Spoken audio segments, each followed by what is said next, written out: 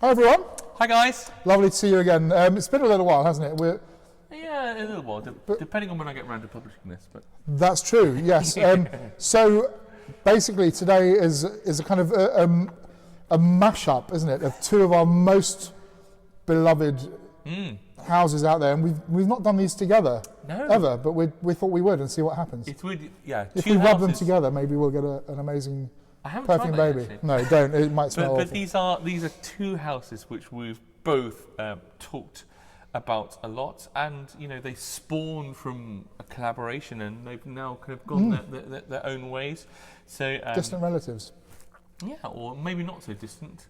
So two Russian perfumers living in the East now. Russian Adam of Areej Le Doré and Dmitry Bortnikoff of Bortnikoff. So we encountered Russian Adam first, didn't we? With Areej Le Doré, and people told us, if you like Areej Le Doré, you should try Bortnikoff, and we did. And we've explored lots of fragrances by both of them. Yeah, they've done amazing work in like 2 or 3 years, isn't it, that we've had these guys like on the radar. Doesn't it? It feels forever. I mean, I've spent a lot of money on both of these houses, and I've really enjoyed the ride. It's a great ride. Both of these houses, whenever they release a fragrance, I really want to smell it. I don't. Yeah. I've not got enough of these things. I've been very sort of reticent, just purely because I'm getting tighter in my old age. But I think there's not one thing I've smelt that hasn't interested me and made me think, that's great, that's interesting. I think everything has something to say, doesn't it? Yeah, I mean we've also kind of made some criticisms. They're not all fantastic fragrances from both of them, and I guess with Areej Le Doré, there's always been this problem that everything sells out super quick, so you need to blind buy, otherwise they're gone. So what is interesting that we are not, in the past with Areej Le Doré in particular, we've often done reviews very soon after the release date. This time we've waited a bit longer. Not that much longer, but about 6 weeks after Manly was released, but it's still available for sale. That's good. That's exciting. Which is good, but it's interesting that they haven't sold out quite so quickly. So we've got 2 fragrances to try. Now, one of them I bought. So this is Manly. I bought the 10ml. But the other one I did not buy. The other one from Bortnikoff was sent to us. So this is I think it's actually maybe an 8ml. I'll check in a moment. It's a nice size though, isn't it? It's good enough for you to have several wearings and to really experience it. It is good enough to. I'm not a big fan of these little things, and the atomizer doesn't really work. It is. I've got lots of those at home, and they're all they're in the kind of sample graveyard. So I bought. Let's start with, this is Manly by Areej Le Doré. So I bought this the day it came out, assuming it was going to sell out immediately, of course. I've had it for a few weeks, over a month, since it's been released. I'm very excited to try this. Joe has not tried it before. I sort of relish these blind smells. Is it a blind smell? No, I'd have to close my eyes for it to be a blind smell. So I'll just talk about it. So 10ml was $80, 30ml is $220. I think we should just say this is possibly the worst name for a fragrance I've ever encountered. Yeah, I mean it's sort of a description. It's like a description that you might have of a facet of a perfume, isn't it? But for a whole name, I don't know. It's awful. And I can, if it were the 70s, I could you can call like Jovan Sex Appeal or something. But to call a fragrance Manly in 2021 is awful. Is it a bad translation? Do you think it's something more beautiful in Russian, and then they thought that wouldn't? I don't know. Quite possibly. So this is also a different fragrance. I'll just let you smell and think. So this is a slightly different release because this is a collaboration between Russian Adam and his younger stepbrother of Aton Perfumes, and so Russian Adam was sent a series of fragrances from his younger stepbrother, and he smelt and tried lots of them, and then he just got to this one, and it really kind of stood out as being something really special. And so then Russian Adam worked on it, added some more possibly expensive ingredients and materials and some of his expertise added some oud, and this is what you get. I like it. My first impression is that I do like it. I appreciate the blend being actually much smoother than I might expect with Areej. I mean, it's not that they're not well done, but they tend to be quite bombastic and hit you across the chops. So I find this has a lot more roundness at the outset. Is it too early to talk about a comparison that I feel? No, go for it. If you gave that to me blind, and bearing in mind I haven't smelt the other thing that much, I would have said it smells a little bit in the same world as the Tabak by Bortnikoff. Okay, from not so long ago. Yeah, interesting. Yeah. I got that slightly animalic tobacco. That's interesting. I get cherry oak moss as well. For me, yeah. Well, I get oak moss. Yeah. I get this. It's a big oak moss It's bomb. enormously oak moss. Hugely kind of oak moss kind of centric this opening. And I agree with what you say about, but I think oak moss, I think I said to you before, the oak moss absolute does smell quite kind of tobacco-y. Yeah. And I think you get those kind of facets, but the opening is this. That could be far more what I'm experiencing is this big oak moss, yeah. This kind of dry vegetal, slightly sweet oak moss. Because oak moss absolutely there's a sweetness to it. Actually does have a slight kind of sweet facet to it as well. And kind of quite dank. Dank. Oh yeah, I mean definitely. It's super dank, isn't it? Super dank. Super dank. Good band. Oh no, that's super dry. Oh no, they do cokes. I don't know. Anyway, but it's quite a big. As you say, it's an interesting opening. It's not a big bloom. It's straight into this kind of dank, this oak mossy patchouli. Do you get patchouli yet? Yeah, a little bit of that earthy, soily thing. Quite a beautiful patchouli. I get like an enveloping like not, it's not tonka, but a slight sort of tonkery amber vanilla base going on. There's a kind of there's some kind of little booziness. Familiar, yeah, definitely boozy. I've written boozy. Has its own sentence there. Sorry. So here are my notes. This is very professional. I haven't got my book today. I've got them printed out on A4. He's going to laminate it later, and that's going on the wall. Keep it forever.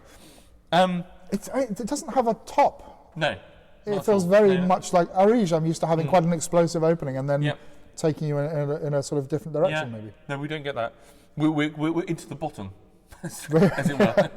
We're straight into the bottom in church. I like the slight ashiness I'm getting. I find that quite interesting. I mean, I still think it's the worst name for a perfume ever, but I do understand the reference that there are lots of manly notes. You know, there's tobacco, oak moss, dark patchouli, ashiness, booziness. But not. This is not overtly boozy, I don't think. No, it's. Do you know? I don't know if it's just my nose, but I'm getting lots of these things fleeting in and out and then retreating again. And I'm not quite sure what it's trying to say. I kind of like it, but it's. I think for me, it's not telling me anything. The opening, I really enjoyed the opening. The opening was this big, quite bold, big oak moss. Then you get this. I got the this kind of this recedes slightly, and I get this nutty woodiness. There's a nuttiness. That's absolutely right. I couldn't put my finger on it. There's a slightly bitter almond something. Yeah. I think you're right with almonds. I mean, it may be, so there is some in oud in this. I don't know what the oud is. I wouldn't have identified it as oudy smelling. No. I would have identified it as nutty, woody, and as you say, I don't know if there is almond, but it's that kind of feel to those sweet almonds that you get with the kind of coating, you know. Yeah, well, it's whatever that is. There's a sweet, slightly vanilla-y. Yeah, there's a lurking vanilla, almond. isn't there? Give me little hints of coffee, tiny little hints of something. And I also get just the bitterness of the almonds, maybe. I also get there's a slight. So I think there's saffron in this. And I wondered if it was. So they mentioned saffron and leather, and I wondered we were going to get this quite modern leather effect. Well, I don't get that too much. I get a hint of. I mean, you might not get it yet. I'm talking about my wearing experience. I got a hint of saffron with a slight leatheriness, but it never went in that kind of modern, kind of saffron-y, modern leather chemical effect. I do get a slight saffron thing, and I get a little bit that accord, that sort of leather accord you might find in something like Tuscan leather, just slightly. Yeah, a little. Yeah, a bit of modern leather. There's just like a tiny hint of it. Mm. I mean, this kind of hard to decipher. This lasted a very, very, very long time on me. And I feel a lot of, as you can smell even on the card now, a lot of that kind of oak moss and even some of the patchouli from the initial smell is starting to dissipate, and you get this nutty, woody, slightly leathery, slightly saffrony, ever so slightly spicy wood. Yeah. Which is what I felt lasted a very long time. And it feels, the thing is, this, I think, even on card, you're starting to approach this stage. It feels very familiar. Yeah, totally. Totally familiar. I mean, I don't know what it is, but do you know, like it feels. I'm like, at home with that as a base. It feels like like an amouage. Yeah, maybe. Or who do people do Black Afghano? Nasamato. Yeah, you know, it feels that kind of genre of fragrance. Yeah. Which is nice and it's good. It's a little bit approaching a slightly mainstream. Yeah, and a hint of mainstream. And approachability. I mean, I wondered with the name Manly, are they just? Is he going for something kind of where he's going to really kind of sell it, make a lot of money on this slightly easier to wear? There's no big oud, there's no big animalic, there's no big florals. It feels to me almost like he's taken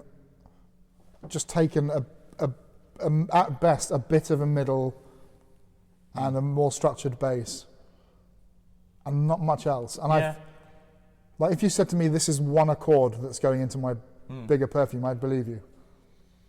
I'm just not quite sure who it's aimed at. And what the big thing I found about this, because we talked about but just give yourself, take it away from your nose for a little while. And even now, I feel, if you go like this, what I'm getting is not that remarkable. And I found this when I wore it. I really like the opening, it's really interesting, but I think the mid, which is the thing which lasts for ages, doesn't really excite me that much. No, it's just really nice, but I think maybe this is partly the sort of Areej mythology that we've built up. Well, but I always expect something that's going to really knock me for six. Yeah. And I don't mean in that superficial shock value way, but I mean just in terms of the sheer quality and originality. Again, to feel like I haven't smelled this before, whereas I think, this could be an homage, it could be Nasamato. Yeah. I wish I'd brought the Tabac with me, the Bortnikoff, because I get a real connection there.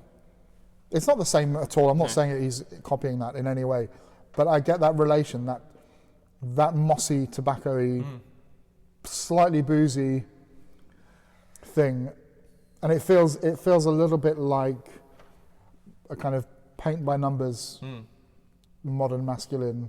I mean, I have to say, done with good. As somebody who bought the fragrance, I mean, I think I will definitely sell this. I mean, I've kept it so we could do the video together. But I was saying to Joe, actually, I sold my last Areej Le Doré purchase, Russian Musk 2.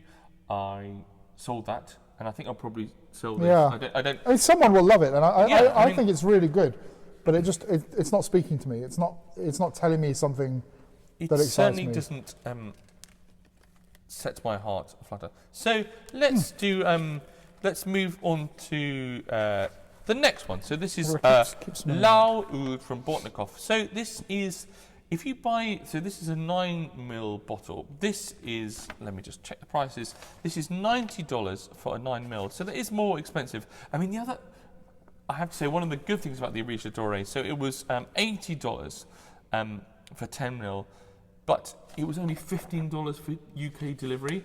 So it arrived really quickly, and I didn't pay that much. So the Areej Le Doré is more expensive at 9ml. It's $90 for 9ml.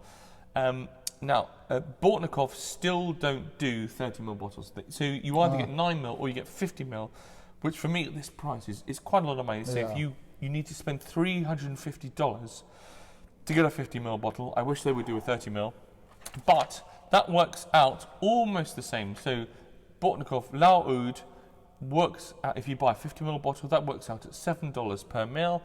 Areej Le Doré Manly 30ml bottle is $220, which works out $7.3 per ml. So it's 7.3 and 7. So almost the same price.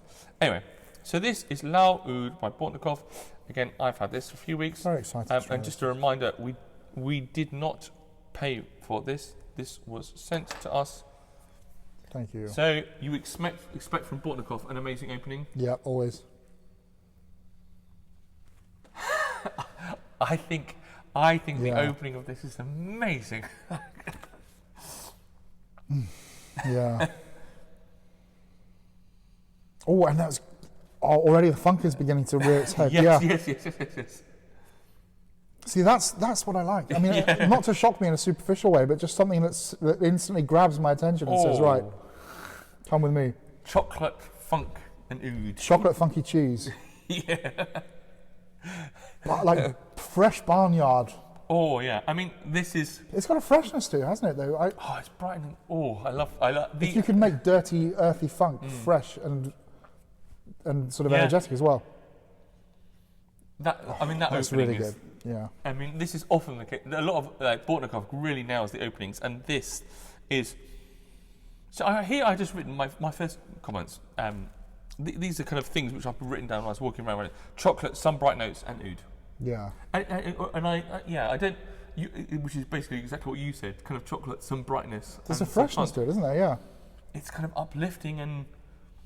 A bit of red wine as well. There's like some really leathery red wine going on for me. And this did Oxidized really. Maybe I don't know if you remember it, but I own the fragrance, so I definitely thought of Oud Monk, which is a previous Bortnikoff. I can't remember. Yeah, it's a while ago, and it's a chocolatey oud. But this is definitely. This is. Sorry.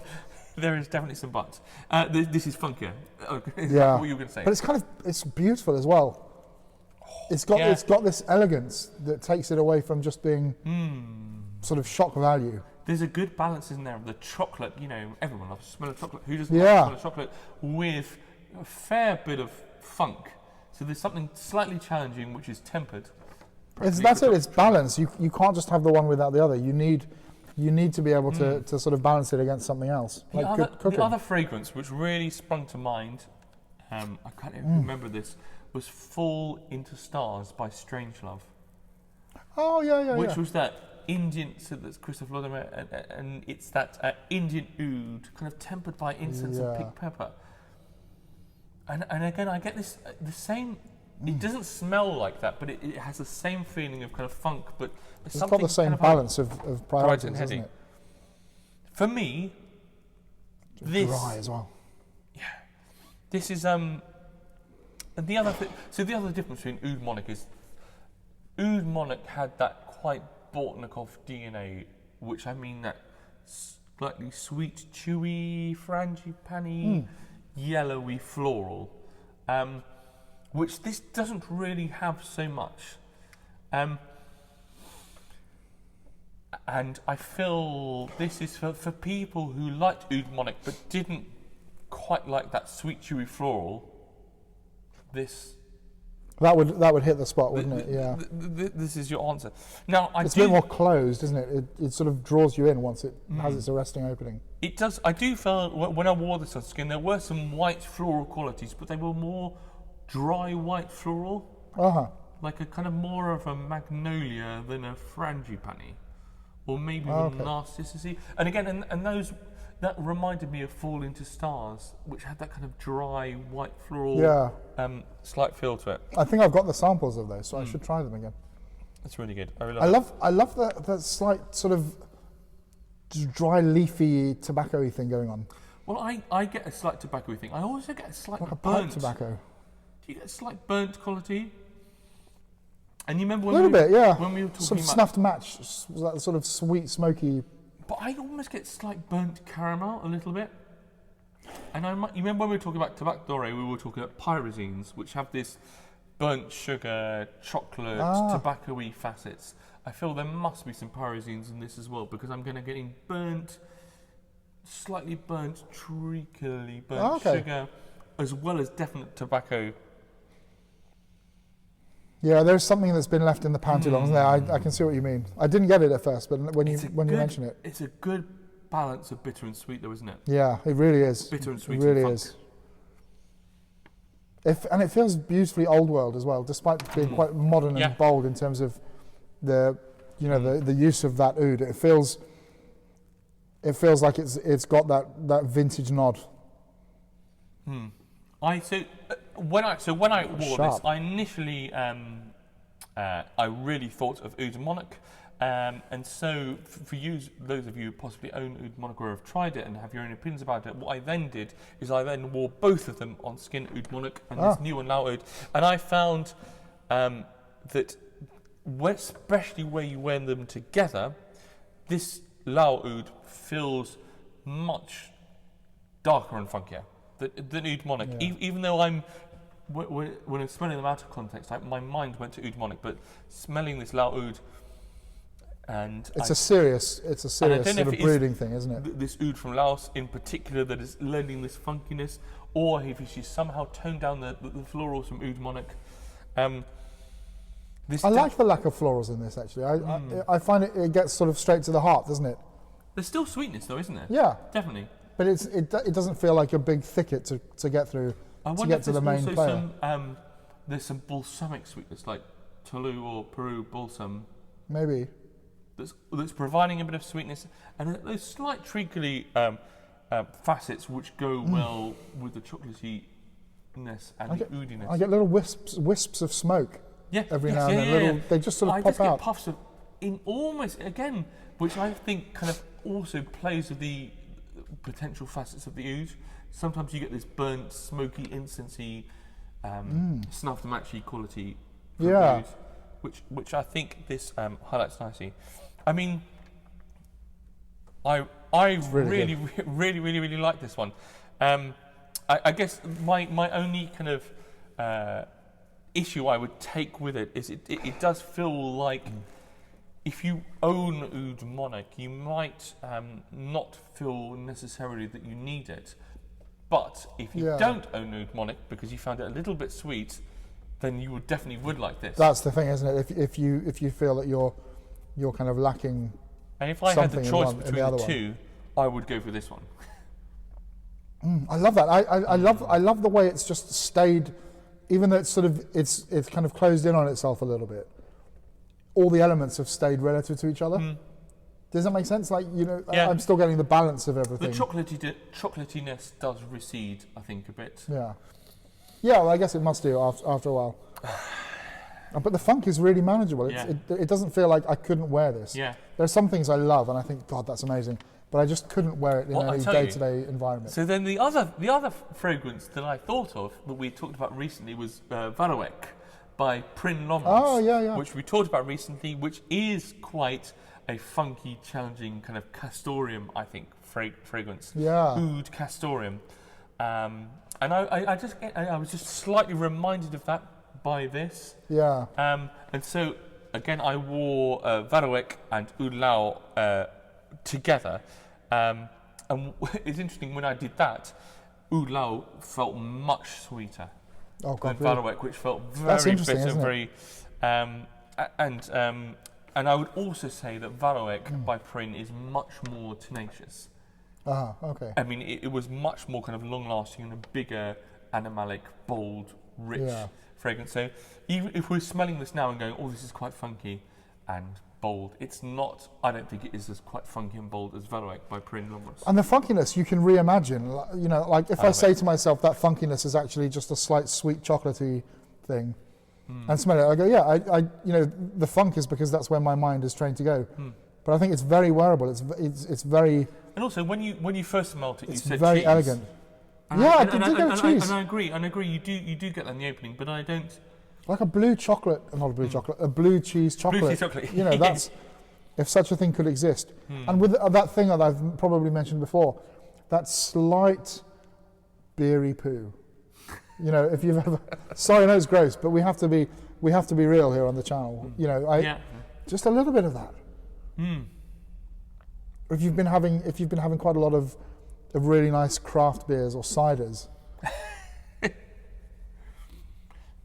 we're really selling it. But it's beautiful. For me, it's really beautiful. This is one of the slightly more challenging Bortnikoffs. Would you say? Definitely.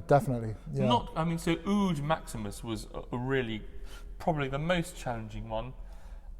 You know, for instance, if you look at other ones like Oud Cologne, which we talked about recently, was very playing it safe. Yeah. This is bolder. That was super safe.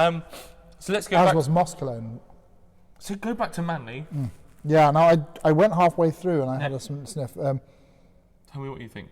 It's sort of lost its body a little bit. I'm feeling like I'm getting like a nutty skeleton. There's kind of coumarin-y. It just feels incomplete somehow to me. I can't explain it. Doesn't feel like an Areej Le Doré fragrance. No, I feel like I've dipped this in one of the ingredients for my perfume that I'm going to mix it with others, and I've dipped it in there. I don't feel like I've dipped it in the final product, whatever that means to you. That's what it means to me. That's how it feels. Sort of hollow. I mean, I think maybe my nose is just slightly spent. But with these fragrances, I do expect to be really, really wowed, which I'm not. We hold them to a very high standard, don't we? Because that's what they deliver, and that's what they're known for. I mean, for. can I? You just talk because I'm going to go and grab something. Yeah, I mean, I think maybe that's the thing with expectation, isn't it? That we build something up in our minds, and if it doesn't absolutely knock it out of the park, we can be tempted to sometimes think, okay, is it all that? I think it is, but maybe. So how much is this? $220 for 30 ml. It's called Manly. It doesn't smell that manly. Do you want to smell something manly? This $20 for 100 ml. That's good stuff. The bottle looks like absolute shit. And but in a lovable Colombo way. And it's obviously it's Puig. This is a modern bottle. This is not a vintage bottle. Let's get away from that bad boy. But that's manly. That is manly. That is manly. That is manly. Oh, see, that's what it's about. Fierce, leathery oak moss. Oh, makes you want to go outside and punch someone. Yeah, well, we should do that. No, we mustn't. But if you're going to call a fragrance manly, like you've got to set it up. Like yeah, you do have to. It is not as manly as Coron by Puig, which costs $20 for 100 ml. Anyway, those are our thoughts. These are two houses. They're still wonderful, aren't they? I mean, we always love trying them, and whenever either of these houses release a fragrance. Sorry, that's not one of their fragrances. Whenever they release fragrances, we always want to try them. But I mean, for me, the Bortnikoff. Because we've done them together, that's the only reason to say this.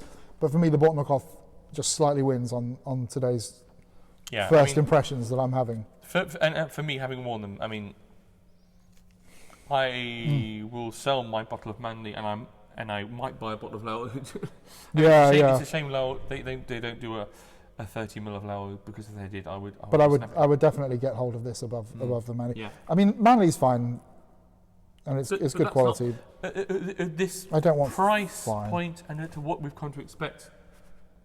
Compared to like the original Ottoman Empire, I'm not saying everything has to be the same. Taif or War and Peace. Yeah. Or what's that wonderful thing that it had this big sort of concrete thing that I loved.